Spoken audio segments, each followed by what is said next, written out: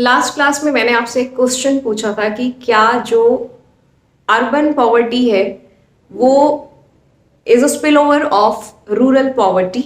तो उसका आंसर हम आज की क्लास में जो है देख लेते हैं।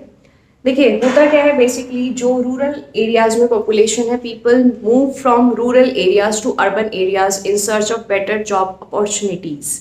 एम्प्लॉयमेंट अपॉर्चुनिटीज के चक्कर में वो लोग क्या करते हैं, they move from obviously rural areas to urban areas. लेकिन कहीं ना कहीं लैक ऑफ जो स्किल्स हैं या फिर गुड एजुकेशन फैसिलिटीज की वजह से यहाँ पे उनको हाईली स्किल्ड वाली जॉब्स नहीं मिलती। काफ़ी सारे लोग जो हैं उनको कैजुअल वर्कफोर्स वाली जॉब्स जो हैं, जो कैजुअल लेबर हैं, वही जॉब्स मिलती हैं।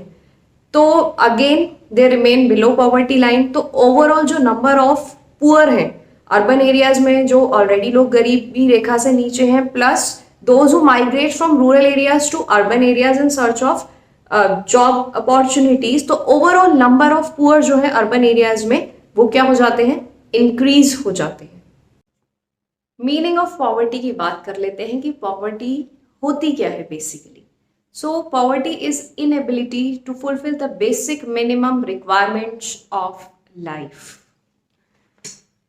It is a state or condition in which a person or community lacks the financial resources and essentials for a minimum standard of living. अब मिनिमम स्टैंडर्ड ऑफ लिविंग में health facilities भी आती है, clean drinking water भी आता है, sanitation भी आता है, एजुकेशन भी आता है। अगर आप यहाँ पे देखेंगे, रोटी कपड़ा और मकान के अलावा भी चीजें हैं जो कि इसमें कंसिडर की जाएंगी। देखिए दो scholars Rafi Khan and Damian Killen जो हैं, उन्होंने कंडीशन ऑफ पुअर को बड़े अच्छे से एक्सप्लेन कर दिया। मुझे नहीं लगता कि इसके बाद मेरे एक्सप्लेन करने के लिए यहाँ पे कुछ रह जाएगा। Poverty is hunger, sick and not being able to see a doctor, क्योंकि पैसा नहीं है उसके पास डॉक्टर के पास जाने के लिए। Poverty is not having a job, poverty is fear for the future having food once a day. ये इनकी जो वर्ड्स में कंडीशन इन्होंने एक्सप्लेन करी है पुअर की। फियर फॉर द फ्यूचर, आपको नहीं पता कल आपको खाना मिलेगा नहीं मिलेगा, कल आपके लिए बेसिक नेसेसिटीज आप पूरी कर पाएंगे नहीं कर पाएंगे। From a poor person point of view, poverty is powerlessness, lack of representation and freedom. हम अपनी सोसाइटी में देखेंगे treatment for poor and treatment for rich is quite different, and we all are a part of this society only. Then poverty is losing a child to illness brought about by unclear water. और भी बहुत सारे reasons हैं, but parents became helpless in these conditions because of poverty. Now categorizing poor, ये different categories हैं जिसमें कि हम poverty को जो है क्लासीफाई कर सकते हैं। फर्स्ट कैटेगरी आप देखिए यहाँ पे जो हमने एग्रीगेट कैटेगरी रखी है, दैट इज क्रॉनिक पुअर, जिसमें कि स्पेसिफिक कैटेगरी क्या आ रही है, always poor and usually poor. Always poor कौन है, जो हमेशा से बिलो पॉवर्टी लाइन रहते हैं। एंड द कैटेगरी, इस कैटेगरी में जो लोग हैं, आप ये भी कह सकते हैं कि पॉवर्टी जो है एक जनरेशन से दूसरी जनरेशन में कैरी फॉरवर्ड हो रही है। तो ये सबसे जिसको आप कह सकते हो कि वो ग्रुप है जिसको बहुत ज्यादा अटेंशन की जरूरत है, तो ये हमेशा जो है पॉवर्टी लाइन से नीचे रहते हैं। Then we have usually poor, जो कभी कभार पॉवर्टी लाइन से ऊपर आते हैं, but most of the times they remain below poverty line. तो कैजुअल वर्कर्स जो है हमारे क्रॉनिक पुअर का एक एग्जांपल है, या लैंडलेस लेबरर्स इसका एक एग्जांपल हो सकता है। Next we have transient poor, इसमें हमारी अगेन दो कैटेगरीज आ रही है, churning and occasionally poor. Churning क्या है, those who keep moving in and out of the poverty line, अंदर बाहर आते रहते हैं। Occasionally poor, those who remain above poverty line but may be due to some bad luck, अगर मान लीजिए कोई उनको बैड लक हो गई है, कभी कभार लॉसेस हो गए, तो इन दैट केस वो पॉवर्टी लाइन से नीचे भी आ सकते हैं। लास्ट कैटेगरी क्या है, नेवर पुअर, जो हमेशा ही पॉवर्टी लाइन से ऊपर रहते हैं। How are the poor people identified in India, हम किस क्राइटेरिया पे, किस बेसिस पे बोल रहे हैं कि इतने लोग जो हैं बिलो पॉवर्टी लाइन है, इतने जो है अबव पॉवर्टी लाइन है। तो from time to time different committees जो है वो सरकार ने फॉर्म की है in order to estimate the extent of poverty. यहाँ पे अगर हम बात करें प्री इंडिपेंडेंस इंडिया की। तो दादा भाई नारोजी वॉज द फर्स्ट जिन्होंने की कॉन्सेप्ट ऑफ पॉवर्टी लेके आए वो, और जो कॉन्सेप्ट है उन्होंने जेल कॉस्ट ऑफ लिविंग दिया। We'll discuss about this later in the chapter.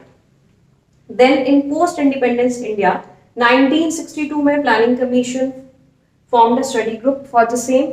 Then in 1979 task force on projections of minimum needs and effective consumption demand was formed. इन्होंने जो है कैलोरी नॉर्म्स को कंसिडर किया for finding out the number of people जो कि poverty line से above है या बिलो है। Then in 1989 again and 2005 expert groups were constituted for this purpose. Then Tendulkar committee है, रंगराजन कमेटी है। हमें देखिए इनके बारे में डिटेल में नहीं पढ़ना क्योंकि हम स्टिक कर रहे हैं 12th क्लास इकोनॉमिक्स जो भी हमारी है एनसीईआरटी को, और हम उतना ही पढ़ेंगे जितना कि हमारे सीबीएसई के हिसाब से हमें आना चाहिए एग्जाम में। Now in India Dadabhai Naoroji was the first person जिन्होंने की पॉवर्टी लाइन को मेजर करने के लिए कॉन्सेप्ट दिया इन प्री इंडिपेंडेंस एरा। इन्होंने बेसिकली एक कॉन्सेप्ट दिया जिसको जेल कॉस्ट ऑफ लिविंग बोला जाता है। अब जेल कॉस्ट ऑफ लिविंग उन्होंने कंसिडर करी कि जो एक एडल्ट प्रिजनर है, क्योंकि देखिए जो प्रिजनर्स हैं ऑब्वियसली उनको मिनिमम कंजम्पशन जितनी प्रोवाइड की जाती है। अगर मैं डाइट की बात करूं, ऐसा नहीं है कि उनको बहुत लेविश तरीके से डाइट जो है वो प्रोवाइड की जाती है, तो मिनिमम कंजम्पशन जो है वो उनकी पूरी होती है जेल में। तो on the basis of consumption expenditure which is done on the diet of an adult prisoner, उन्होंने जेल कॉस्ट ऑफ लिविंग का जो कॉन्सेप्ट है वो प्रोवाइड किया in order to measure the concept of poverty, the extent of poverty in India. So basically इसके लिए इन्होंने क्या किया कि टोटल पॉपुलेशन को, ऑब्वियसली देखिए अगर हम जेल की बात करें तो ऑब्वियस मैं ये मान के चलूंगी कि जेल में जो है वो एडल्ट प्रिजनर्स हैं, लेकिन सोसाइटी में there are children as well. ऐसा नहीं है कि सिर्फ एडल्ट्स ही हैं। तो पॉपुलेशन को यहाँ पे डिवाइड कर दिया गया 2/3 एडल्ट पॉपुलेशन एंड 1/3 चिल्ड्रन। ठीक है, इसके बाद ये जो 2/3 है एडल्ट्स जो हैं ये क्या करेंगे, फुल कंजम्पशन कर रहे हैं, फुल डाइट ले रहे हैं। लेकिन बच्चे जो है बेसिकली इसमें से 1/3 जो हम चिल्ड्रन की पॉपुलेशन ले रहे हैं, जिसमें से कि हाफ ऐसे बच्चे हैं जो कि कंजम्पशन ना के बराबर कर रहे हैं। बहुत छोटे बच्चे होंगे राइट, जैसे 6 मंथ से कम है तो नील कंजम्पशन यहाँ पे हमने ले लिया। देन जो 1/3 पॉपुलेशन में से जो बच्चों की पॉपुलेशन है उसमें से जो बाकी हाफ बच गया, हाफ को तो हमने नील कंजम्पशन लिख दिया यहाँ पे, जो बाकी हाफ है वो एडल्ट डाइट का भी हाफ कंजम्पशन कर रहे हैं। जो एडल्ट हैं बेसिकली उनकी डाइट का हाफ कंजम्पशन ये बच्चे जो कर रहे हैं। Out of this 1/3 half are consuming 0, और जो बाकी हाफ बच गए वो क्या कर रहे हैं, एडल्ट डाइट का हाफ कंजम्पशन ये लोग कर रहे हैं।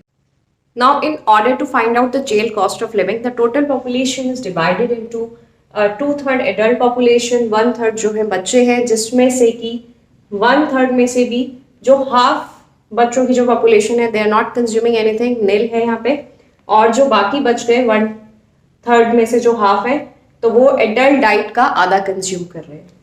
Now in order to find out the jail cost of living which will finally come out to be 3/4 of the adult jail cost of living, तो इसके लिए हमने क्या किया, वेटेड एवरेज निकाल लिया इन तीनों जो सेगमेंट्स हैं उनका।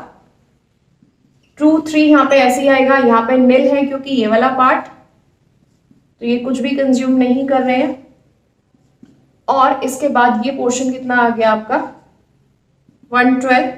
तो finally what will you get here